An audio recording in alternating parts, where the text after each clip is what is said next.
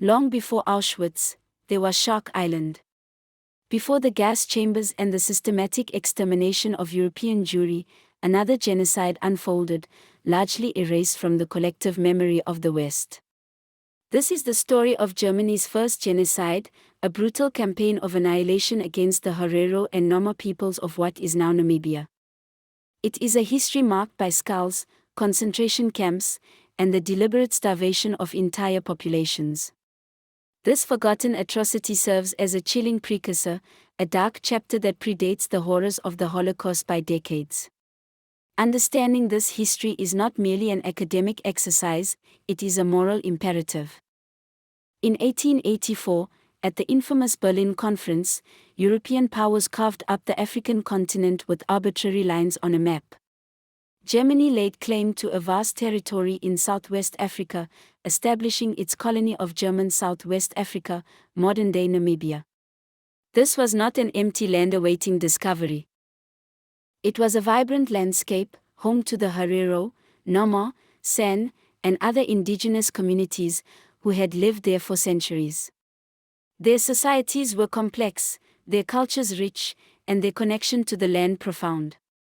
German colonization immediately shattered this delicate balance. The German colonial administration systematically seized ancestral lands from the Herero and Nama peoples. This dispossession was not gradual, it was a rapid and violent appropriation, driven by the insatiable demand for resources and agricultural expansion. Indigenous communities found themselves increasingly marginalized, their traditional ways of life under direct assault. A brutal system of forced labor, punitive taxation, and systemic racism was imposed. Herero and Nama individuals were treated as subhuman, subjected to arbitrary violence and exploitation. Their dignity was stripped away, their rights non-existent under the harsh colonial regime. Kaiser Wilhelm II, the German emperor, was a fervent supporter of colonial expansion and militarization. His vision for Germany included a vast overseas empire, and German Southwest Africa was a key component of this imperial ambition. The colonial project was backed by the full might of the German state, eager to assert its power on the global stage. The land was falsely declared empty or terrenalius by the German authorities. This legal fiction served to justify the wholesale theft of territory, ignoring the presence and sovereignty of the indigenous inhabitants.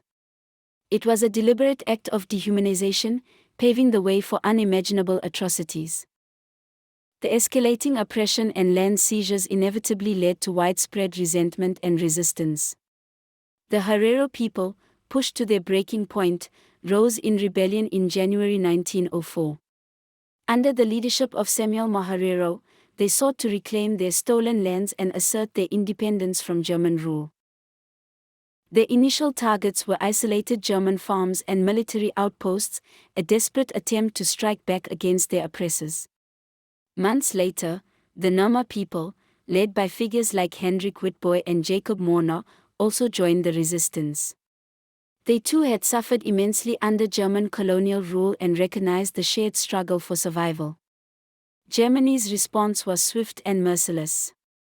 General Lothar von Trotha, a veteran of colonial wars in East Africa and China, was dispatched to German Southwest Africa with a clear mandate to brutally crush the rebellion. Von Trotha was known for his ruthlessness and his belief in the absolute superiority of the German race.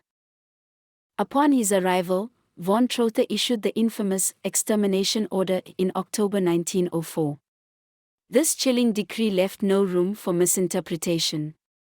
It declared that every Herero found within German territory, armed or unarmed, with or without cattle, would be shot. No male prisoners would be taken. The order explicitly sanctioned the killing of Herero people, including women and children, who were to be driven into the desert. It was a clear directive for total annihilation, a blueprint for genocide.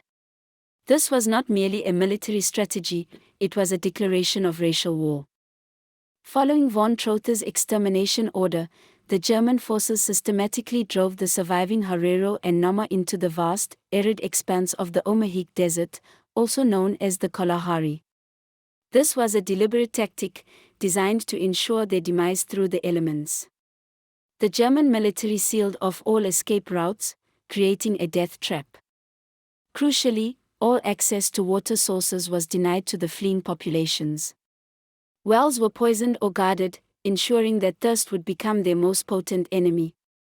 Thousands perished from dehydration and starvation, their bodies littering the unforgiving desert landscape. German patrols actively pursued and systematically killed any Herero or Nama individuals they encountered in the desert. There was no mercy, no quarter given. Those who managed to evade the initial onslaught faced a slow, agonizing death under the scorching sun. For those who were captured, a new horror awaited: the establishment of concentration camps. These were not merely internment camps, they were places of systematic extermination through forced labor, disease, and starvation. The most notorious of these was the camp on Shark Island, off the coast of Lüderitz. Shark Island became a hell on earth. Prisoners, weakened by starvation and brutalized by guards, were forced into back-breaking labor. The conditions were unspeakable: inadequate food, no sanitation, and rampant disease.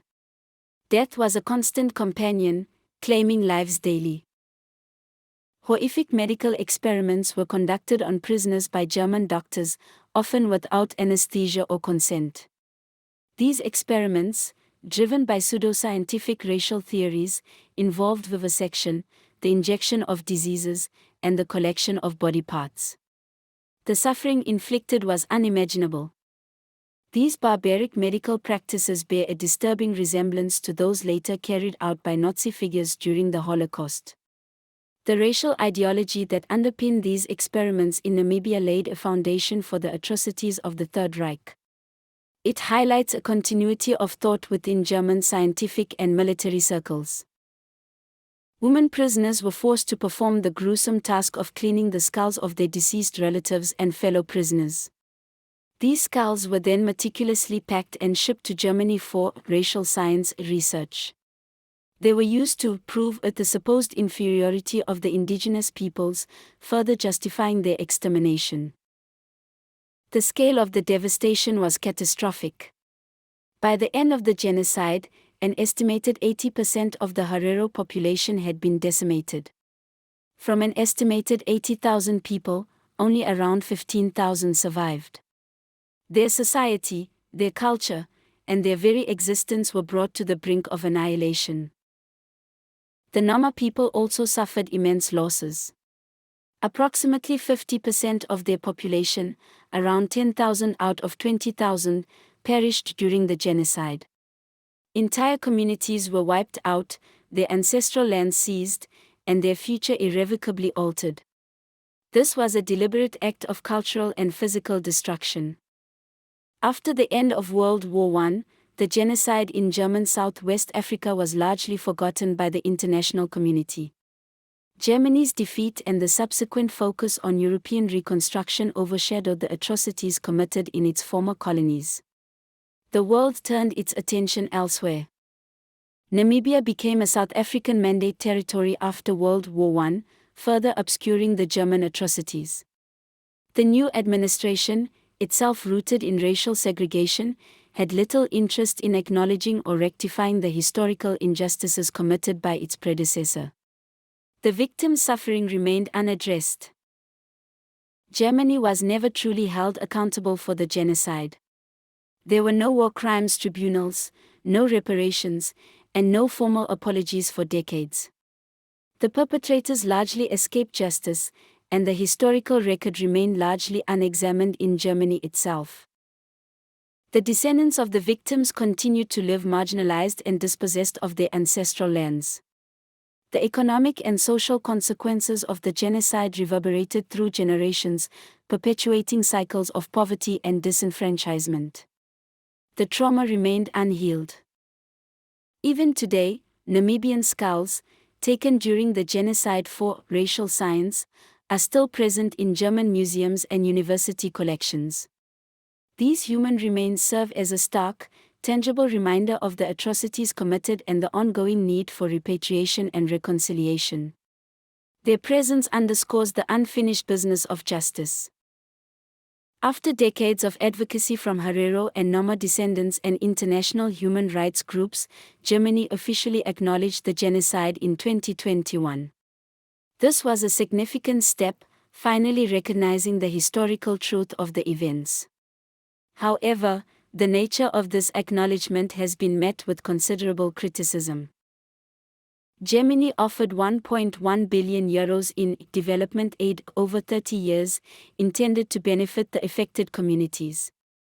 However, this offer was explicitly framed as a gesture of reconciliation and healing, not as direct reparations for the genocide. This distinction has been a major point of contention. Many descendants and their representatives have criticized the offer as insufficient and insulting. They argue that it fails to address the scale of the historical injustice, the loss of land, and the ongoing suffering. They demand direct reparations, a return of ancestral lands, and a more meaningful form of restorative justice. The struggle for true accountability and justice continues. The forgotten genocide in Namibia serves as a powerful reminder that history is not always neat or convenient. It compels us to confront uncomfortable truths, to challenge narratives of denial, and to stand in solidarity with those who still seek recognition and redress for unimaginable crimes. Before the Holocaust, there was Namibia. Before racial laws in Europe, there was racial extermination in Africa. This wasn't a precursor, it was a blueprint. And the silence must end. Please subscribe our channel, The Turkish Odyssey. It is free. We need your help to grow and bring more stories like forgotten African injustice and genocides. Thank you for watching. See you in the next adventure. Next video we will be our African Injustice Episode 6, Portugal in Angola, Chains, Diamonds and Oil. Please subscribe, like, comment, and share to break the silence on Western hypocrisy.